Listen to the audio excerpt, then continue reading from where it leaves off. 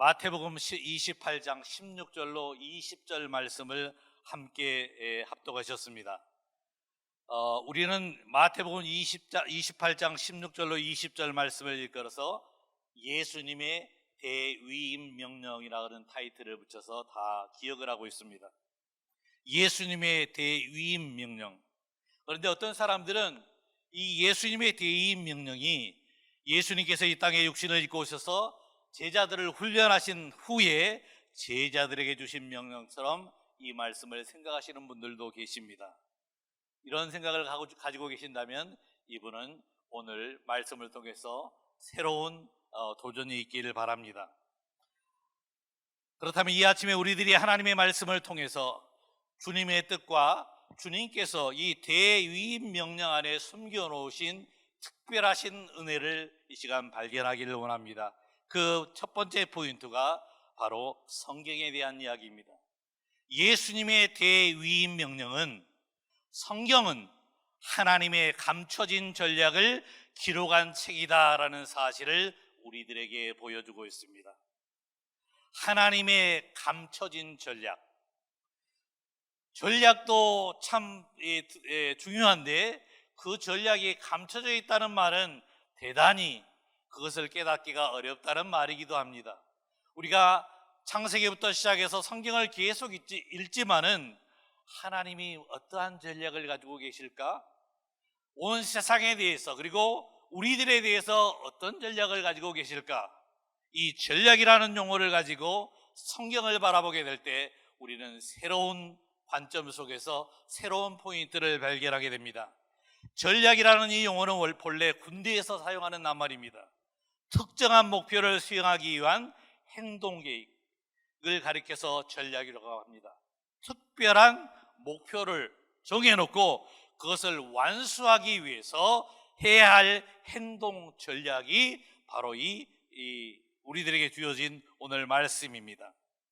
우리가 비디오를 통해서도 지금 현재 전 세계에서 사용하고 있는 414 윈도우에 대한 전략을 여러분 보셨습니다. 어른들을 대상으로 해서 복음을 전하다 보니까, 그리고 어른들의 집중해서 복음을 전하다 보니까, 왜냐하면 저희는 그렇게 생각하시거든요. 야, 어른들 돌아가시기 전에 빨리 예수 믿고 구원받아야 되니까 저분들에게 먼저 전해야 돼, 이런 생각도 있어서 먼저 포인트를 잡았는데, 그러다 보니까 회심과 구원에 이르는 시간이 너무 길어지더라는 것입니다. 어른 한 사람이 회심하기까지 너무 길어지는 거예요. 그 기간 동안에 아이들이 자라서 어른이 되는데 이 아이들이 예수를 안 믿는 어른으로 자라더라는 것입니다. 어른 한 명에 집중하는 사이에 이 어린이가 자라서 예수 안 믿는 어른 10명이 되더라는 사실이, 어떻게 하면 그렇다면 이 세계 선교를 마무리하는 이 일을 좀 더 앞당길 수 있을까?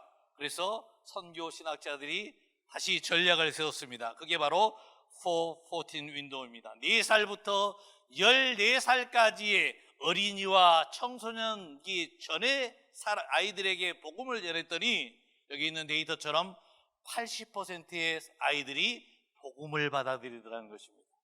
어른들은 보시다시피 굉장히 퍼센트가 낮습니다. 15%도 안 되고 어떤 때는 10%도 안 됩니다. 그런데 아이들에게는 80%가량이 복음을 받아들이는 사실을 발견하면서 바로 세계 복음화를 위한 전략이 새로 수립되어져서 414 윈도우의 전략이 지금 전 세계 교회가 집중하고 있습니다. 오늘 본문 말씀 마태복음 28장 19절로 20절에도 우리들이 예수님께서 우리들에게 가르쳐 주시는 세계의 선교에 대한 전략을 우리들에게 소개하고 있습니다. 그동안 우리들은 이 19절로 20절 말씀을 그저 세계 선교를 하라는 명령으로 그냥 뭉텅그려서 우리는 그동안 들었습니다. 배웠습니다. 그런데 이 말씀을 전략이라는 생각을 가지고 나눠보게 되면은 이 말씀에는 굉장히 많은 전략들이 들어 있습니다.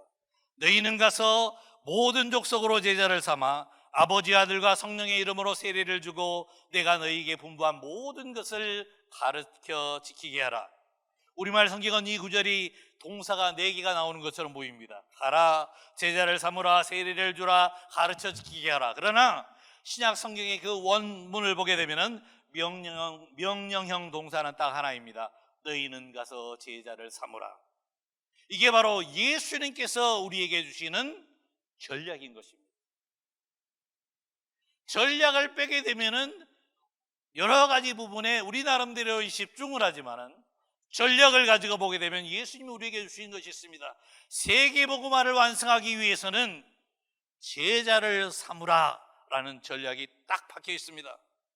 나머지는 제자를 삼을 때 어떤 식으로 해야 하는가를 수식하는 말입니다. 그래서 다시 번역을 하면은 너희는 가면서 제자를 삼고, 세례를 주면서 제자를 삼고, 가르쳐 지키게 하면서 제자를 삼으라. 제자 삼는 게 바로 전략의 포인트였던 것입니다.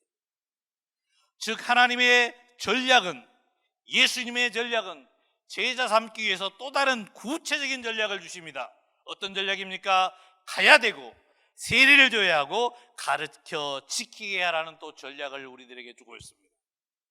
가라는 말씀, 예수님의 대이임 명령을 완수하려면 우리는 이 3가지 전략을 실행해야 되는데, 가라라는 이 말씀은 당시 분위기에는 제자를 삼기 위해서 선생이 제자에게 가는 그런 법은 없었습니다. 제자가 선생을 찾아왔습니다. 과거에 우리나라처럼 스승님 저를 제자 삼아 주십시오라고 찾아왔습니다. 그런데 오늘 주님의 전략은, 주님의 제자 만드는 전략은, 영적 스승은 사람들이 찾아오기를 기다리는 스승이 아니라 사람들을 찾아가는 스승이 되어야 한다. 이게 바로 가라라는 전략 아래 포함되어 있는 것입니다. 오늘 제자들은 그래서 갔습니다. 그들을 따라서 오늘 여러분이 잘 아는 선교사들도 갔습니다. 그 선교사들이 가기까지 교회에서는 많은 프랙티스를 했습니다. 우리 목사님이 신방하시잖아요. 왜 하시죠? 주님은 성도가 교회 올 때까지 기다리라 하지 않고 가라고 했어요. 신방하고 계시죠, 목사님? 당연한 일입니다. 성도들 가정에 전화를 하면 어떤 분은 그럽니다. 왜 목사님 귀찮게 하십니까? 왜 저희 프라이버시를 닫지 하십니까? 성경의 예수님의 전략은 내가 가는 것이, 리더가 가는 것이, 목사님이 여러분의 가정을 신방하는 것이 예수님의 전략, 제자를 만드는 전략이라는 것입니다. 여러분을 더 견고하게 말씀의 뿌리 가운데 신앙을 뿌리 내리도록 만드는 방법 가운데 하나가 가는 것입니다. 오늘 2번째에 보면은 세례를 주라고 했습니다. 예수님의 전략입니다. 이 세례를 주라는 말씀은 영혼을 구원해서 제자를 삼으라는 말씀입니다. 이미 세례받은 사람을 모아서 제자 훈련을 시키는 것이 아니라, 그거는 2번째 일이고, 첫 번째로는 우리가 우선권을 두어야 하는 것은 아직도 예수 모르는 사람들에게 나아가서 예수를 믿게 하는 것이 바로 예수님의 전략입니다. 세례를 주자. 그렇기 때문에 오늘 우리는 매 주일 교회 나오는 것으로 만족해서는 안 됩니다. 예수님께서는 우리로 전도하는 일에 참여하도록 우리를 부르셨다는 사실입니다. 그게 예수님의 전략입니다.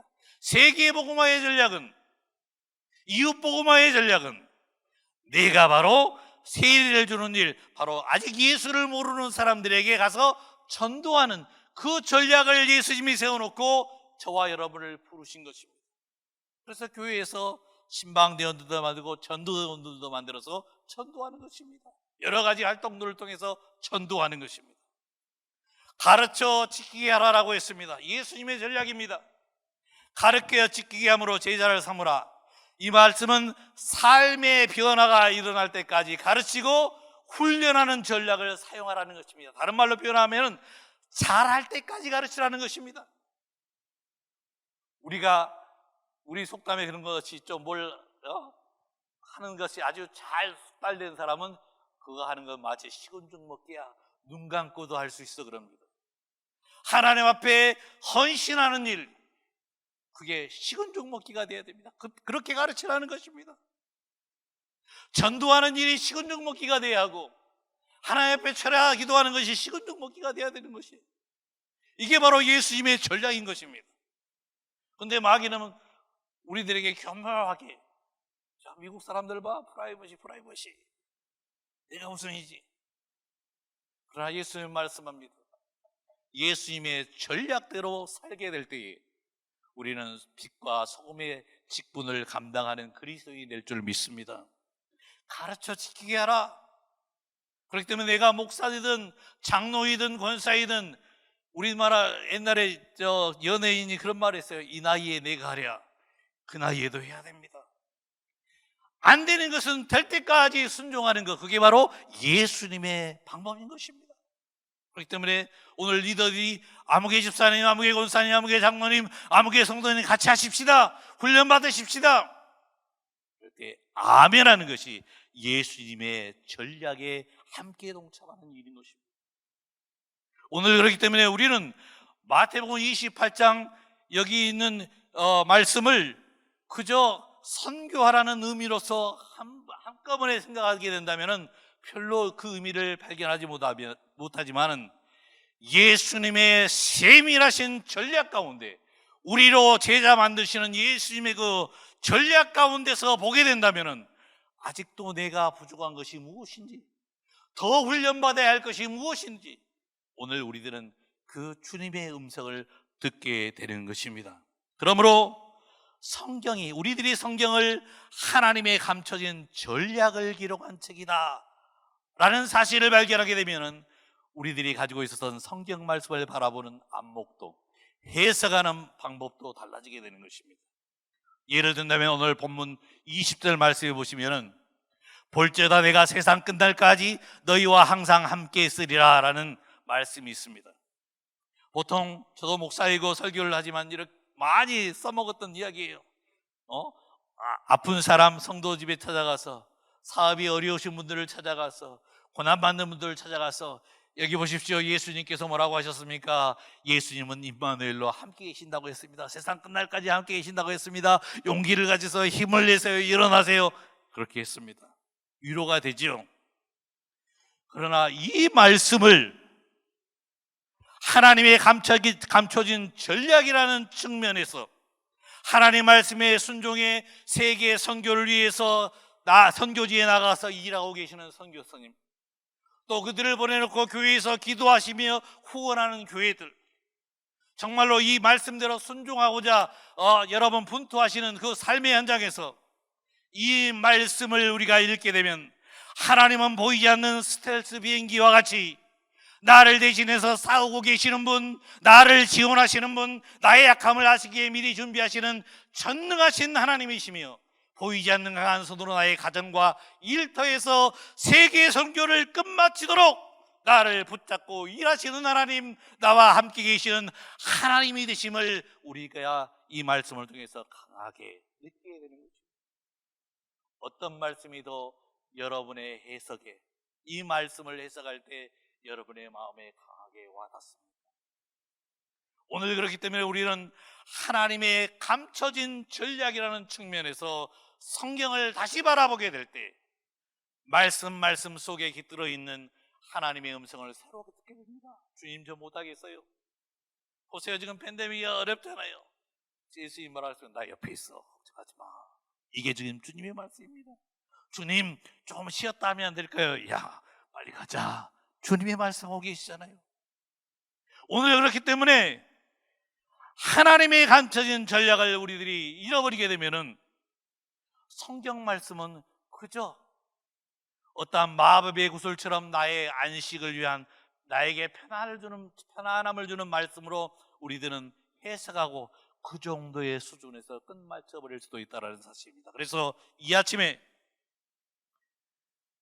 우리 모두에게 새롭게 깨달아지는 축복이 이 아침에 저와 여러분의 함께 있기를 주의 이름으로 축원합니다. 대이임령은 그동안 잘 보이지 않았던 희미한 것들을 예수님을 통해서 우리에게 확 열어주신 것이 바로 이 마태복음 28장의 대이임령입니다. 내가 이렇게 계획하였고, 이렇게 운행하였고, 이렇게 세상을 움직이고 있고, 이렇게 너희들을 붙잡고 있고, 이렇게 너희들과 함께 일하고 있다. 이게 바로 마태복음 28장 대이임령을 통해서 예수님이 우리들에게 보여주셨어요. 그렇기 때문에 두 번째로 이 대이임령의 이 말씀은 하나님 나라 회복의 연대기를 발견하도록 우리들에게 도와줍니다. 마태복음 28장의 이 말씀은 하나님 나라 회복의 연대기를 우리들에게 가르쳐주고 계세요. 연대기라는 말, 나니아 연대기 들어보셨잖아요. 연대기라는 말은 연대석 순서의 역사적 사실과 사건, 즉 역사적으로 중요한 사건을 연대 순으로 적은 기록을 가리켜서 연대기라고 합니다. 역사적인 사건의 중요한 것을 연대 순으로 적어놨습니다. 그렇기 때문에 지금 우리들이 성경을 하나님 나라 회복의 연대기, 하나님 나라 회복의 연대기, 즉 하나님께서 하나님 나라 회복을 위해서 행하신 역사적으로 중요한 사건을 연대순으로 기록한 책, 이런 안목으로 여러분이 창세기부터 요한계시록까지 읽어보시게 되면 하나님이 지금까지 무슨 일을, 중요한 일을 어떻게 하셨고 앞으로 어떻게 하실 것인가에 대해서 분명하게 기록이 되어져 있습니다. 믿습니까? 하나님 나라의 회복의 연대기, 하나님 나라 회복을 위해서 행하시는 역사적으로 중요한 사건을 연대순으로 기록한 책이에요. 이런 안목으로 바라보게 되면 창세기 1장부터 11장까지는 성경의 첫 부분에 하나님 창조의 아름다움을 이야기하고 있습니다. 그 다음에 죄악이 들어온 이야기, 사람들이 타락한 이야기, 그리고 에덴 동산에서 쫓겨남으로 말미암아 희망도 소망도 없어진 이야기, 그 결과 사람들에게 끼치는 죄의 영향력들, 불순종한 이야기, 하나님의 뜻에 대한 도전에 대한 이야기, 그리고 심판을 받은 이야기들이 창세기 1장부터 11장까지 기록되어 있습니다. 그리고는 창세기 12장부터는 천하 모든 민족과 족속에 대한 하나님의 거대한 계획을 기록하고 있습니다. 다시 창세기 12장부터 천하 모든 민족과 족속에 대한 하나님의 거대한 계획이 나타나면서 아브라함이 이 계획의 중요한 인물로 이제 드러나기 시작합니다. 그리고 악에 대한 하나님의 선, 하나님의 의의 반격이 아브라함을 통해서 이제 시작된다는 것을 말씀해주고 있음을 우리는 발견하게 되는 것입니다. 따라서 우리가 성경을 하나님 나라 회복의 연대기라는 관점으로 바라보면은 본문 마태복음 28장을 우리들이 딱 붙잡게 되면은 여기가 시작이 아니라 딱 끌어올려 봤더니 창세기 12장부터 하나님 나라 회복을 위한 반격의 연대기가 기록되고 있음을 발견하게 되는 것입니다. 하나님은 아브라함을 부르실 때에 한 민족을 택하셨습니다. 이 민족은 선교사 민족이 되어서 악과 어두움을 물리치고 이 땅을 회복하고 되찾는 일에 부르심을 받았습니다. 그리고 이 사명을 성경 전체와 역사의 끝까지 지속되는 새로운 운동이라며 실제로 4,000년이 흐른 현재까지 이루고 있는 사실을 발견하고 있습니다. 하나님께서 아브라함에게 말씀하시기를 내가 내게 복을 주고 내가 너로 큰 민족을 이룰 것이다. 그러므로 내가 너희는 복의 근원이 되기를 원한다. 땅의 모든 족속이 너로 말미암아 복을 얻을 것이다 라고 하나님의 의도를 말씀하시고는 이제는 그러므로 너는 본토 친척 아비의 집을 떠나서 내가 너에게 지시할 땅으로 가라. 우리가 악에 대한 하나님의 선, 하나님의 의의 반격, 하나님 나라 회복의 연덕이라는 관점에서 아브라함을 보게 될 때 아브라함으로부터 이 일이 시작되는 것을 발견합니다. 그저 단순히 아브라함아 세상으로 너희 살던 곳에서 떠나라의 수준이 아니라 하나님의 위대한 계획을 위해서 이제 새로운 일들이 시작되고 있는 것입니다. 따라서 이 말씀은 창세기 12장 1절로 3절에 이루어진 이 말씀은 아브라함뿐만 아니라 믿음으로 아브라함의 자손이 된 모든 사람들을 향한 하나님의 명령이 되는 것입니다. 어떤 명령인가요? 하나님 나라 회복의 연대기에 참여하라는 명령. 아브라함을 통해서 내가 이제부터 너로부터 시작해서 너와 똑같은 믿음을 가지고 구원 얻는 모든 백성들로 새로운 하늘나라 회복의 연대기를 이루어갈 텐데 이제 너 출발하고 아브라함을 보낸 것입니다. 그렇기 때문에 아브라함과 같은 믿음으로 말미암아 구원받은 저와 여러분은 하나님 나라 회복의 연대기에 동참하라는 하나님의 명령을 이미 받은 사람들입니다. 그리고 아브라함과 같은 믿음으로 진격하라, 돌격 앞으로 라는 명령을 이미 받은 사람들입니다. 그런데 우리가 이 명령을 제대로 발견하지 못해서 그냥 나는 이것과 상관없어 이렇게 생각하면서 살아가는 사람도 있습니다. 창세기 안에는 그렇기 때문에 창세기뿐만 아니라 모든 성경 안에 기록되어 있지만은 우리가 창세기만 살펴보더라도 하나님 나라 회복의 연대기가 곳곳에 숨어 있는 것을 보게 됩니다. 창세기 12장에 아브라함을 부르셨을 뿐만 아니라 18장에 다시 한번 아브라함에게 말씀합니다. 아브라함은 강대한 나라가 되고 천하만민은 그를 인하여 복을 받게 될 것이다. 회복의 연대기를 하나님이 계속 써내려가고 있습니다. 천하만민은 그로 인해서 복을 받게 될 것이다. 아브라함의 아들 되는 이삭에 대해서도 이야기를 하고 있고, 아브라함의 손자 야곱을 향해서도 하나님의 이 회복, 하늘나라의 회복의 연대기는 계속 기록되고 있습니다. 창세기 28장 14절로 15절에 보면 바로 이 야곱에게 이런 말씀을 하십니다. 네 자손이 땅에 티끌같이 되어서 동서남북에 편만할지며 땅의 모든 족속이 너와 내 자손을 인하여 복을 얻으리라. 하나님의 회복의 연대기가 아브라함에서 그치는 것이 아니라 이삭에게 그친 것이 아니라 그의 손자인 야곱에게 그친 것이 아니라 모세에게 계속해서 진행되고 있는 것들을 우리는 발견할 수가 있습니다. 그리고는 뭐라고 했습니까?